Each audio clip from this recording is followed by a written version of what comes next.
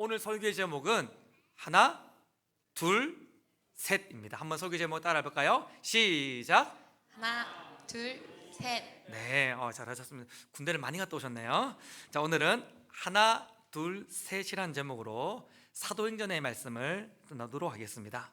우리 성광교회는 성경적이고 건강한 교회의 비전을 가지고 32년을 달려온 교회입니다.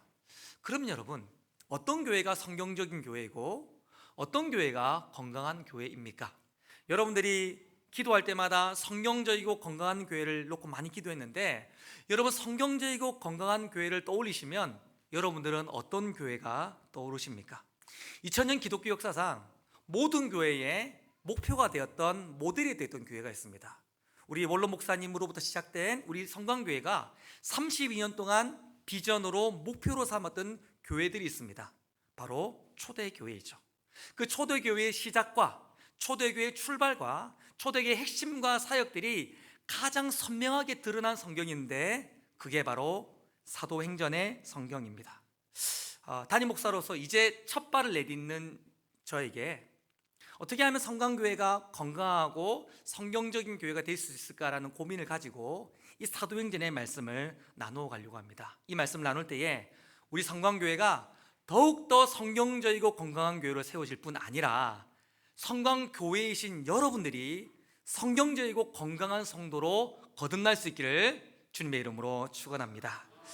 본격적으로 이 사도행전의 말씀을 나누기 전에 먼저 사도행전 전체의 개관을 한번 나눠보려고 합니다. 아마 사도행전 28장까지 말씀이니까 아마 1년, 아마 2년 정도의 이 말씀을 나눌 것 같은데요. 이 사도행전 전체의 말씀을 나누기 전에 간단한 개관을 좀 나누려고 하는데, 그 개관을 하나, 둘, 셋으로 나눠보려고 합니다. 그런데 이렇게 시간 관계상 오늘은 하나만 나누고요, 다음 주 말씀 속에 둘과 셋을 포함시켜서 말씀을 나눠 가도록 하겠습니다. 먼저 한번 따라하겠습니다. 하나, 시작. 하나, 이게 뭘 말하는 건가 싶을 거지만 한 번 더 따라하겠습니다. 하나. 하나. 무슨 말인가? 사도행전과 누가복음은 하나의 책입니다. 누가복음이 1부 전반부이고 사도행전이 2부 후반부가 되어지는, 그러나 이 두 권은 분리되지 않는 하나의 한 책이라는 사실입니다. 성경학자들은 이런 누가복음과 사도행전을 합쳐서 누가문학 혹은 이 두 단어를 조합해가지고 누가행전이라고도 말하기도 하는 것이죠. 그러면 왜 누가복음과 사도행전이 하나의 책인가? 세 가지 이유가 있는데, 첫 번째로는 먼저 저자가 동일합니다. 여러분, 누가복음은 누가 썼습니까? 여러분, 누가복음은 도대체 누가 썼습니까? 누가가요? 그러면요, 사도행전은 누가 썼습니까? 누가입니까? 누가입니까? 하여튼 그게 그 사람이 썼습니다. 여러분, 누가복음도 사도행전도 저자가 동일한 누가입니다. 골로새서 4장 14절 말씀해 보면 이 누가를 바울에게 사랑받는 의사 누가라고 기록하고 있습니다. 이 누가는 바울이 2차 전도 여행을 할 때에 그 전도 여행에 합류하면서 디모데후서 4장 11절 말씀에 바울의 마지막 인생의 순간에 이렇게 고백하고 있는데, 누가만 나와 함께 있느니라. 그러니까 누가는 바울과 가장 친밀하고 깊은 관계 속에서 마지막 끝까지 바울의 사역을 동력했던 그런 인물인 것입니다. 여러분, 사도행전의 말씀을 우리가 살펴보면 물론 하나님이 주인공이시지만 가장 인간 주인공으로 누가 가장 두드러지게 나타나냐면 바울이 가장 두드러지게 드러납니다. 근데 그런 바울을 가장 가까이에서 끝까지 동력한 사람이 있었는데 바로 누가인 것이죠. 그래서 누가가 이 사도행전을 가장 사실적으로 가장 현실감 있게 기록하기에 적당한 것입니다. 자, 누가복음과 사도행전이 하나의 책인 이유는 저자가 똑같기 때문이다. 두 번째로, 누가복음과 사도행전이 한 권의 하나의 책인 이유는 수신자가 한 사람, 한 수신자이기 때문입니다. 자, 1장 3절, 누가복음 1장 3절에 보면 누가복음의 수신자가 나와 있는데 같이 읽어보겠습니다. 시작. 데오빌로요, 각하에게 차례대로 써보낸 것이 좋은 줄 알았노니. 자, 누가복음의 수신자는 데오빌로 각하입니다. 여러분, 이걸 기억해 놓으세요. 누가복음의 수신자는 데오빌로 가카입니다. 자, 그러면 반대로 사도행전의 수신자는 누굴까요? 사도행전 1장 1절 말씀에 보면 데오빌로여 내가 먼저 쓴 글에는 이렇게 말하고 있습니다. 그러니까 사도행전의 수신자 역시 데오빌로라는 것을 알게 됩니다. 여러분 저를 한번 보실래요? 데오빌로 어떤 느낌이 오십니까? 이 단어는 데오빌로라는 이름은요 두 단어가 합성된 단어입니다. 데오빌로 여러분 어떤 느낌이 있습니까? 느낌 안 옵니까? 데오빌로 좀 힌트를 드릴까요? 데오빌로 번데기 발음으로 데오빌로 조금 더 제가 힌트를 좀 더 데오필로 일부는 대충 맞추시는데 데오필로스 여러분 제가 지금 드릴 수 있는 힌트를 다 드리고 있어요. 데오필로스 이 단어는 두 단어가 합성된 이름인데요 하나님의 데오스라는 이름과 또한 사랑이라는 필로스가 합쳐진 단어로서 하나님을 사랑하는 자 혹은 하나님의 사랑을 받은 자 이런 뜻입니다. 그런데 사람들은 이런 하나님의 사랑을 받은 자 이 데오빌로라는 이름이 그냥 실존한 이름이 아니라 그냥 하나님의 사랑을 받은 1세기 초대기의 성도들을 가르치는 가상의 인물이라고 말하는 경향들이 있습니다. 그러나 우리가 좀 주목해 보고 싶은 건요 누가복음의 수신자를 이 누가는 어떻게 얘기하고 있냐면 데오빌로 뭐라고요? 가카라고 말하고 있습니다. 이 데오빌로 가카라는 이 단어는 크라티테스라는 단어인데요 이 단어는 주로 언제 쓰여졌냐면 사도행전 23장의 말씀에 보면 벨리스 총독에게 크라티테스 가카라고 이 단어를 쓰고 있습니다. 사도행전 26장에도 베스트 총독에게 크라티테스 가카라는 단어를 쓰고 있는 것이죠. 그러니까 똑같은 한 책 안에서 실존했던 총독들에게 크라티테스 카카라고 단어를 썼는데 갑자기 이 책의 수신자에게 크라티테스 카카라고 쓰면서 가상의 인물에게 이 단어를 쓸 이유는 전혀 없는 것입니다. 그래서 학자들이 말하기를 어떻게 이야기하고 있냐면 이 데오빌로는 아마 로마 황실의 높은 관료였을 것이라고 이야기를 하는 것이죠. 어떤 사람들은 이것을 초대교회 문헌들이나 유대교 전성들을 조사해 보면서 아마 이 데오빌로가 아마 도미티안 황제, 기독교를 가장 극렬하게 박해했던 도미티안 황제의 사촌일 것이라고 이야기를 하고 있는 것입니다. 그런데 우리가 주목하고 싶은 건 이것입니다.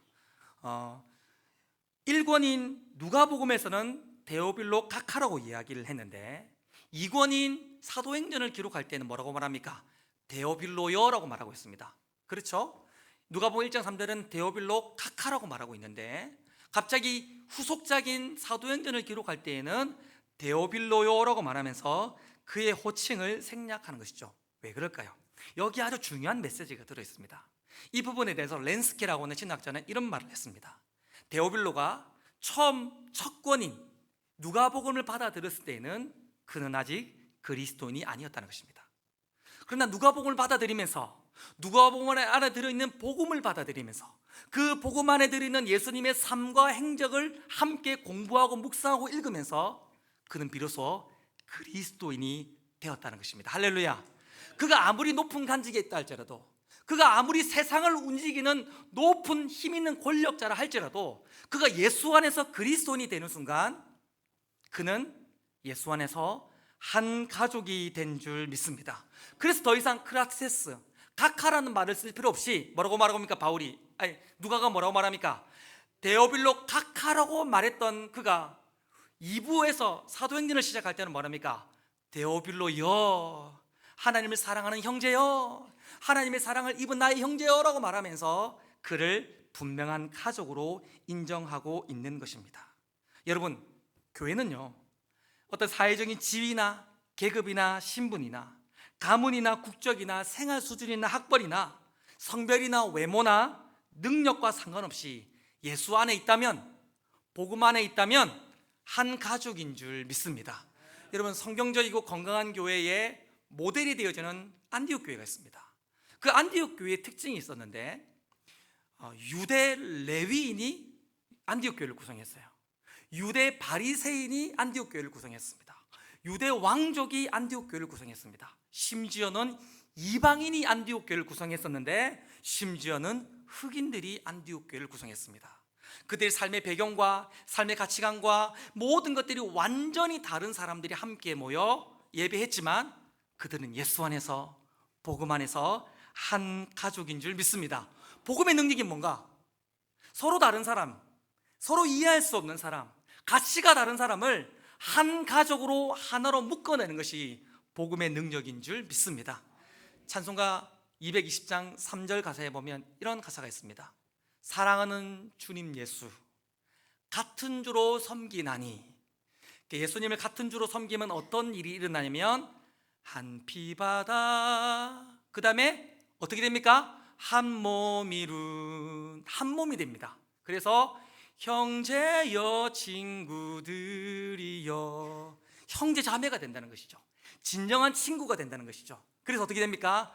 한 몸같이 친밀하고, 그 다음은요, 마음으로 하나 되어. 여러분, 우리가 예수님을 나의 주인으로, 예수님을 내 인생의 구주로 모시는 순간, 우리는 더 이상 남이 아니라 한 가족, 한 몸이 되는 줄 믿습니다. 이게 바로 복음의 능력인 것이죠. 여러분, 우리 성강교회는 가족 같은 공동체가 아니라 진짜 가족 공동체입니다. 아멘이시죠? 여러분, 우리 성강교회는 진짜 이 문턱이 낮아요. 그러니까 성강교회를 유지하고 구성했던, 성강교회를 지켜왔던 기존교회 성도들이 굉장히 수용성이 좋아요. 사랑이 많으시고, 이렇게 말할까, 성숙합니다. 그래서 다른 어떤 일반 교회들보다, 객관적으로 제가 목사라서 그런 얘기 하는 게 아니라 진짜 다른 교회들보다 굉장히 문턱이 낮은 사랑의 공동체, 가족과도 같은 공동체인 것입니다. 그러나 몇 년 사이에 우리 성강교회도 새 가족들이 많이 오셨습니다. 제가 일부 예배를 드릴 때에 한 일부 예배를 드리는 성도 중에 한 3분의 1이 새 가족이셨어요. 이 자리에도 모르긴 몰라도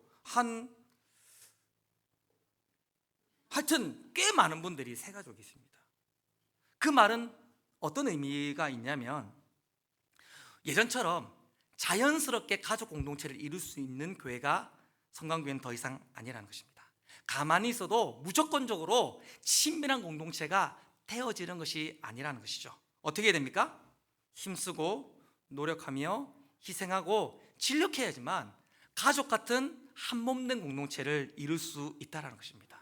그러니까 복음의 능력 있죠. 복음의 능력이 가져다주는 하나된 한 몸 된 가족 공동체를 우리도 이제 힘써야 그런 것들을 할 수 있다는 말입니다. 어떻게 노력하면 되는가?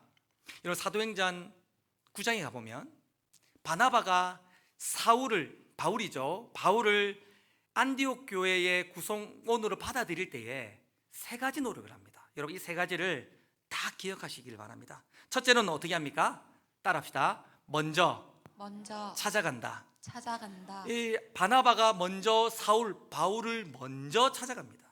그리고 두 번째로 뭘 하냐면 희생하며 섬깁니다. 따라해봅시다. 희생하며 섬겼다. 시작. 희생하며 섬겼다. 자기의 모든 것들을, 기득권을 내려놓고 희생하며 바울을 섬기게 됩니다. 그리고 세 번째로 뭘 하냐면 다른 사람들과 연결해주는 다리 역할을 합니다. 한번 따라합시다. 다른 사람과 연결하는 다리 역할을 했다. 여러분, 그러면서 이 바나바의 이 헌신을 통해서 바울이 이 안디옥 교회에 뭐가 됩니까? 하나의 가족으로 받아들여지게 되어지는 것을 보게 됩니다. 우리 성광교회도 여러분들이 이런 헌신을 통해 성경적이고 건강한 교회로 세워질 수 있기를 주님의 이름으로 축원합니다. 그래서 여러분들에게 숙제를 하나 드리겠습니다.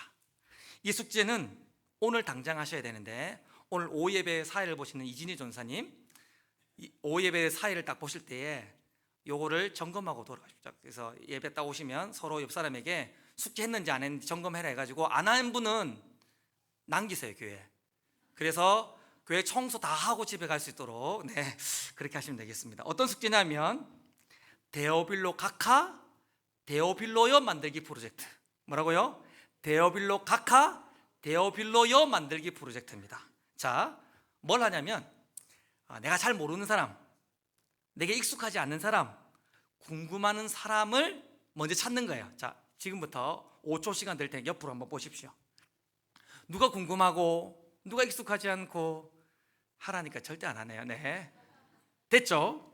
자, 오늘 하셔야 되는데 세 가지를 하면, 첫째는 그 사람에게 먼저 찾아가는 겁니다. 아멘. 먼저 찾아가는 겁니다. 그래서 가장 먼저 네 눕고 이러면 싸우자는 거거든요. 그래서 자기를 소개하시고 나는 누군데? 라고 말하면서 당신은 누구십니까? 전화번호 어떻습니까? 라고 말하면서 창조적인 사역을 하는 겁니다. 야, 권사님은 너무 아름다우시고요, 지켜봤었는데 집사님은 정말 빛이 나고요. 아니더라도 창조적인 사역을 하십시오. 그러면서 난 집사님하고 원래부터 너무 지나고 싶었는데 오늘 목사님이 시켜서 합니다. 너무 좋습니다. 라고 말하면서 먼저 찾아가십시오. 두 번째로가 뭡니까? 희생하여 섬기는 것입니다. 그래서 밥을 받아준다든지, 밥 먹고 설거지를 치워준다든지, 밥 먹고 커피를 산다든지, 밥 먹고 옆에 있는 카페 가서 한 통 쏜다든지, 아니면 주중에 이모티콘 보내가지고, 이 기프티콘 보내가지고 선물을 쏜다든지 말하면서 여러분들이 희생하면서 그를 섬길 수 있길 바라요. 아멘. 그리고 세 번째 역할이 있습니다. 뭐냐? 나만 그 사람을 알지 말고 다른 사람과 연결하는 다리 역할을 하는 겁니다. 권사님 일로 와보세요. 집사님 일로 와보세요. 이분이 그 유명하신 그분이십니다. 안 유명하셔도 그 유명하신 그분이시다고 말하면서 연결시켜주면서 복음 안에서 누리는, 예수 안에서 누리는 그 가족됨을 함께 여러분 나눠줄 수 있기를 바라요. 여러분, 어떤 교회가 성경적이고 건강한 교회입니까?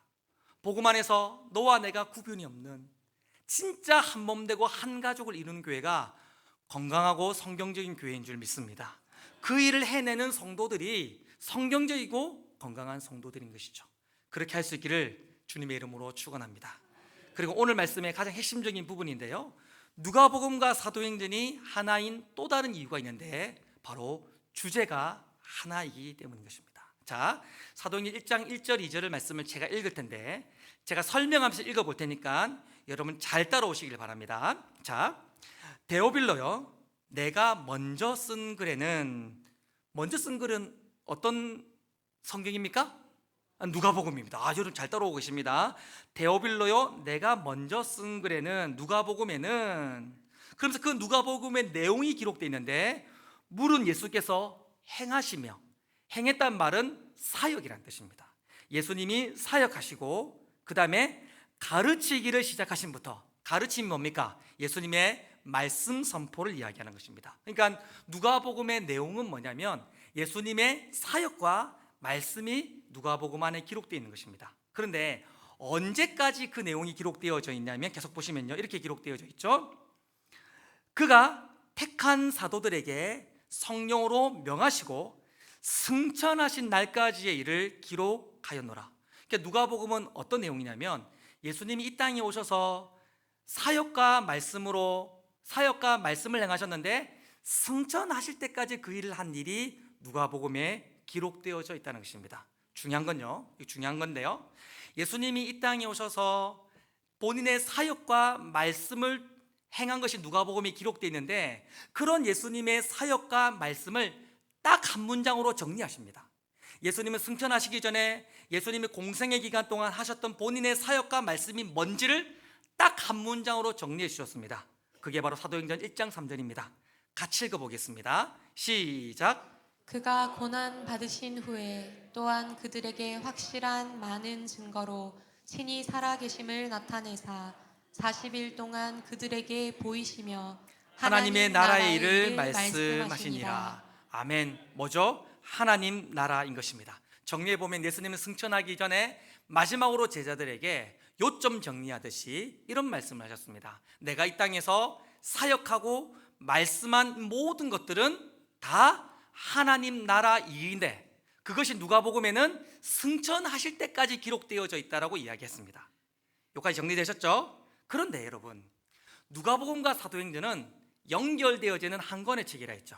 만약 누가복음이 예수님이 이 땅에 오셔서 승천하실 때까지 행하셨던 사역과 말씀을 통해 이루신 하나님의 나라의 일이 기록되어져 있다면 전반부 1권인 누가복음이 그 내용이라면 2권인 사도행전의 내용은 어떤 내용이라는 것입니까? 승천하신 예수님이 승천하신 예수님께서 그분의 사역과 말씀으로 하나님 나라를 이루시는 것이 사도행전의 핵심 메시지인 줄 믿습니다. 그런데 중요한 것은요, 승천하신 예수님이 그분의 사역과 말씀으로 하나님의 나라를 이루는 것이 사도행전인데, 그것을 승천하신 예수님이 직접 하시는 것이 아닙니다. 어떻게 하십니까? 예수의 영이신 성령을 보내셔서 그 성령을 받은 제자들을 통하여서 예수님의 사역이 진행되게 하시고, 예수님의 말씀이 계속 선포되게 하셔서 성령 받은 제자들을 통해서 하나님의 나라를 이루는 것이 사도행전의 핵심 메시지인 줄 믿습니다. 여러분, 그래서 누가복음의 핵심은 예수님의 사역과 말씀으로 하나님의 나라가 이루어진 것인데, 마찬가지로 사도행전 또한 승천하신 예수님이 사역과 말씀으로 하나님의 나라를 이루신 것이라고 지금 바울은 서론에서 말하고 있는 것입니다. 근데 그게 진짜 맞는가 아닌가를 우리가 어떻게 할 수 있는가? 우리 사도행전 2장 31절 말씀을 읽어보실까요? 사도행전 2장 31절 말씀, 사도행전 28장 31절, 죄송합니다. 사도행전 28장 31절 말씀 같이 읽어보겠습니다. 시작. 하나님의 나라를 전파하여 주 예수 그리스도에 관한 모든 것을 담대하게 거침없이 가르치더라. 여러분, 저를 한번 보시겠어요? 누가는 사도행전을 시작하며 서론에서 하나님 나라의 이야기를 시작했습니다.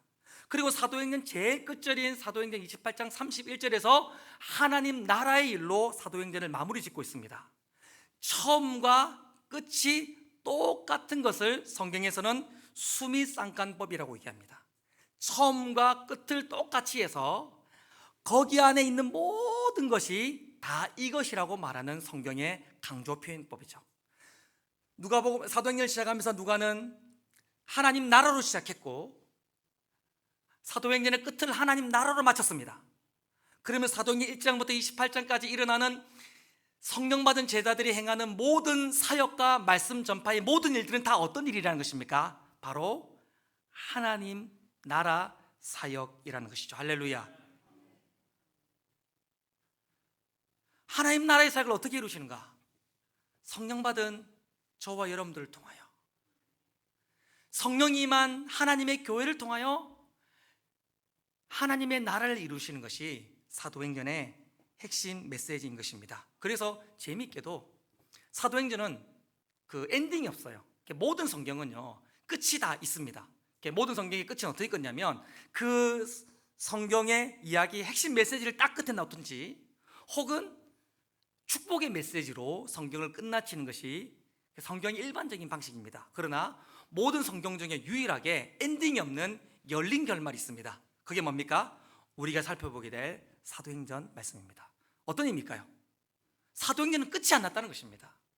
계속해서 성령 받은 저와 여러분들을 통하여, 성령이 임한 하나님의 교회를 통하여 예수님의 사역과 예수님의 말씀을 그들이 선포하면서 하나님의 나라를 계속해서 이루어가고 있기 때문에 사도행전은 끝이 안 난 거예요.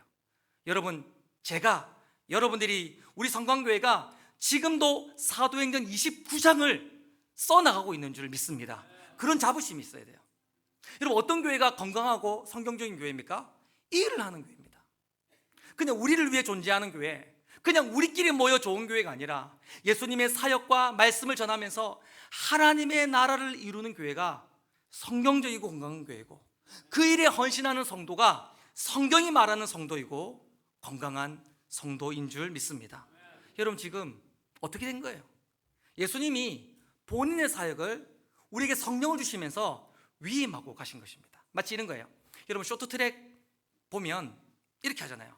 앞에 주자가 쇼트트랙 자기 구간을 다 달린 다음에 다음 사람에게 그 주자를 넘겨주고 갑니다. 어떻게 넘겨주고 갑니까? 쇼트트랙 다 이렇게 하면 자기가 구간을 다 돌고 나서 다음 주자에게 그 다음 구간을 달릴 수 있도록 터치를 어떻게 터치합니까? 이렇게 안 하고 두 손으로 그 다음 사람의 엉덩이를 쫙 밀어주면서 힘있게 그 구간을 달릴 수 있도록 밀어주잖아요. 그러면서 다음 사람에게 그 구간을 넘겨주는 것입니다. 예수님이 그렇게 하셨어요. 예수님이 이 땅에 오셔서 성육신 할 때까지 그분의 사역과 말씀으로 하나님의 나라를 이루셨는데, 그 다음 주자인 우리들에게 엉덩이를 확 밀어주셨습니다. 뭘로요? 성령을 통해서. 할렐루야. 우리들에게 성령이 임하고 성령이 권능이 임하면서 우리들을 예수님이 확 밀어주시면서 우리 교회가, 우리가 예수님의 사역과 말씀을 계승하면서 하나님의 나라를 이루도록 예수님께서 바톤 터치를 하시면서 우리들에게 그 일을 맡기신 것입니다. 우리 성광교회가 성경적이고 건강한 교회를 꿈꾸잖아요. 여러분, 우리 성광교회가 진짜 성경적이고 건강한 교회로 세워지고 주님 오실 때까지 그런 교회가 되었으면 좋겠잖아요. 여러분들이 성경에서 말하는 좋은 성도고 건강한 성도였으면 좋겠잖아요. 그러면 뭘 해야 되는 것입니까? 예수님의 사역을 그대로 계승하고 예수님의 말씀을 우리가 세상에 나가 정하면서 그 하나님의 나라를 이루는 것이야말로 성경적이고 건강한 교회로, 성경적이고 건강한 성도로 세워지는 길인 줄 믿습니다. 그렇게 할 수 있기를 주님의 이름으로 축원합니다. 그럼 어떻게 하는 게 그렇게 하는 건가? 구체적인 내용들은 한 장 한 장 말씀을 나누고 가면서 그 내용들을 살펴보도록 하겠습니다. 그러나 하나님의 나라, 이 핵심적인 메시지만 좀 나누고 오늘 말씀 마치려고 하는데요. 여러분 어때요? 예수님이 하나님의 나라를 이루셨는데 우리 보고 그 하나님의 나라를 이루라고 말하니까 여러분 어떻습니까? 좀 부담스럽지 않습니까? 뭔가 특별한 일을 해야 될 것 같고, 하나님의 나라를 이루라고 말하니까 어떤 위대한 일을 해야 될 것 같은 여러분 생각이 들지 않습니까?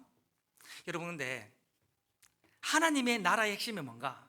여러분, 언젠가는 우리가 하나님의 나라에서도 함께 나눌 기회가 있겠지만 하나님의 나라의 핵심이 뭐냐면 한번 따라하겠습니다. 예수님이 주인 되시는 것. 주인 되시는 것. 하나님 나라의 많은 개념들이 있지만 핵심이 무엇인가? 예수님이 주인 되시는 것입니다.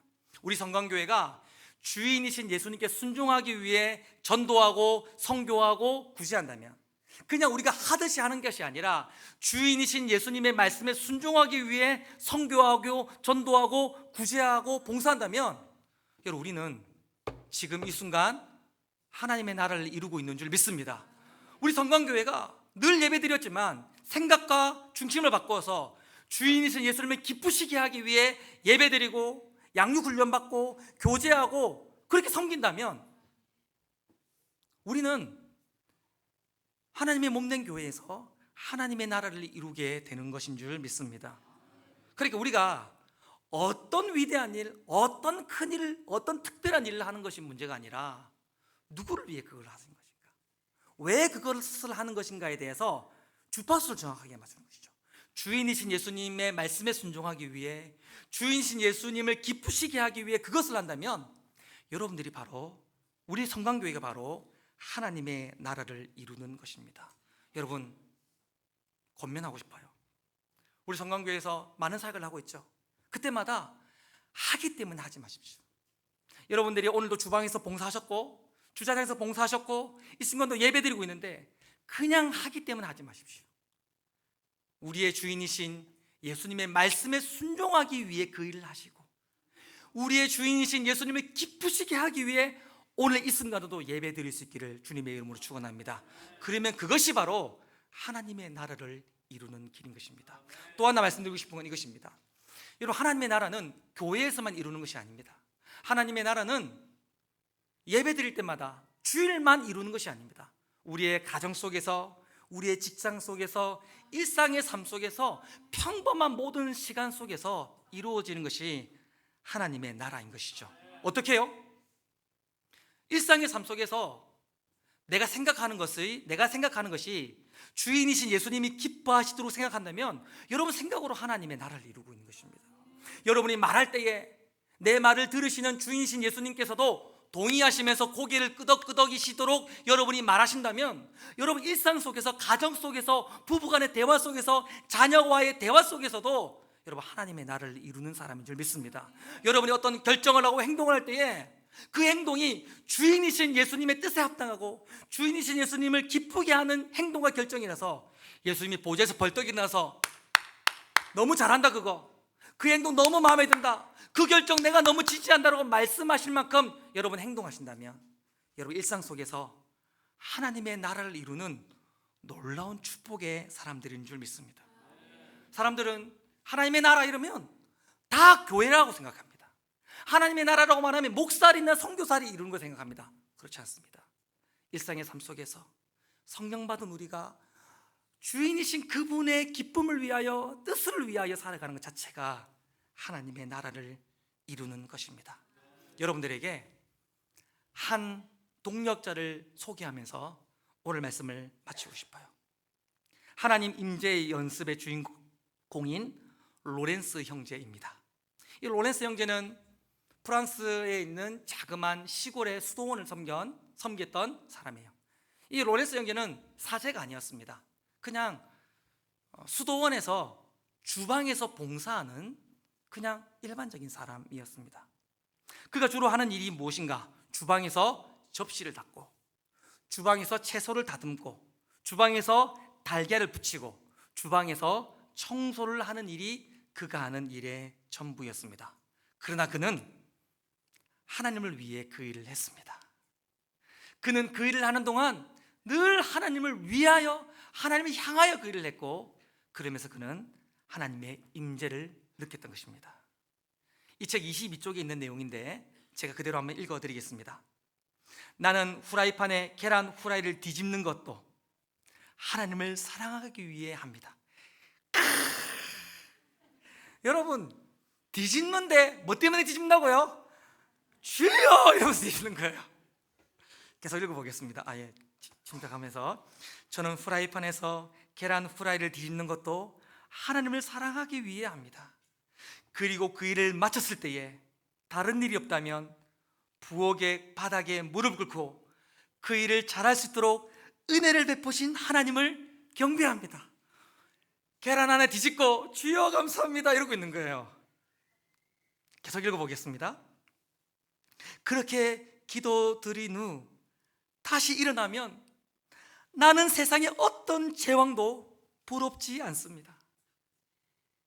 하나님을 사랑하기 위해 할 수 있는 일이 그저 이 땅에서 지푸라기 한 가닥을 줍는 일이라 할지라도 저는 그것으로 충분합니다.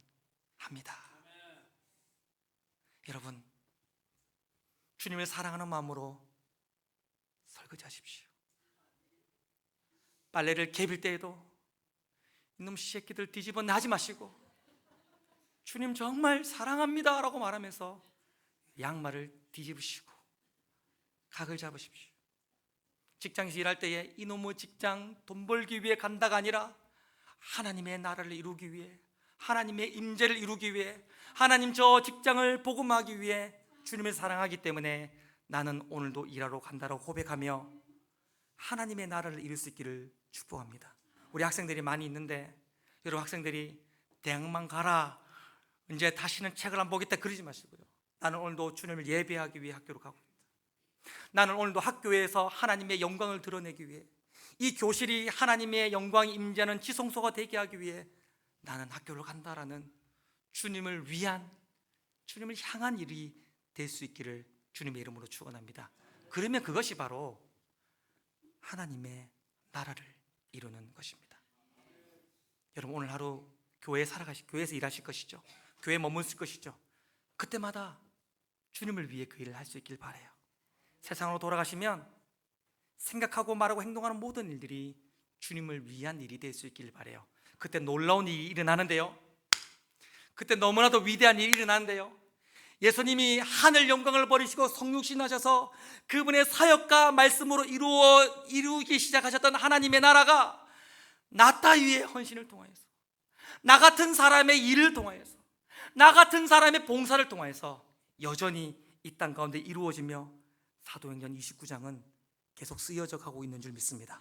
그렇게 살아가는, 그렇게 행하는 우리 성광교회와 성도님들 될 수 있기를 주님의 이름으로 축원합니다.